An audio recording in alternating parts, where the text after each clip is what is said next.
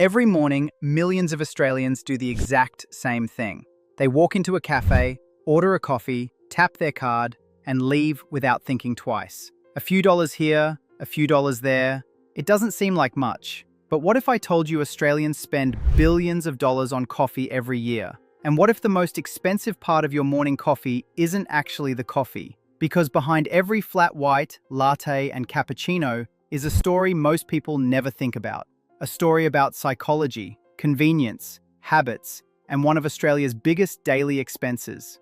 Coffee isn't just a drink in Australia. For many people, it's part of daily life. It's the start of the morning, a break during work, a reason to catch up with friends. Coffee has become part of Australian culture, which makes one question very interesting. Why are Australians willing to pay so much for it? Think about it.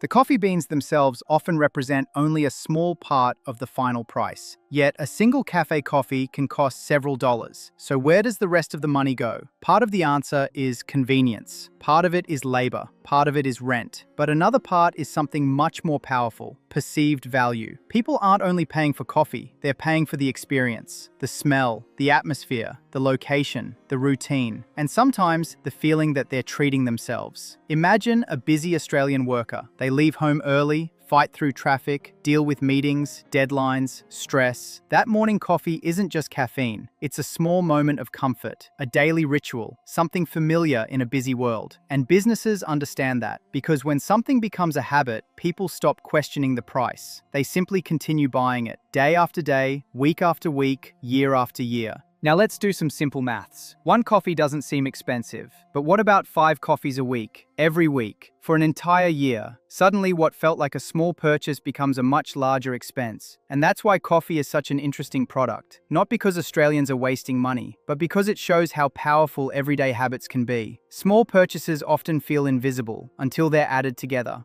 Now, none of this means Australians should stop buying coffee. Far from it. Coffee shops support local businesses, create jobs, and provide something millions of people genuinely enjoy. The real question isn't whether coffee is worth buying. The question is, have you ever stopped to think about what you're really paying for? The coffee, the convenience, the habit, or the experience? Let us know in the comments. How much do you think is reasonable to pay for a cup of coffee?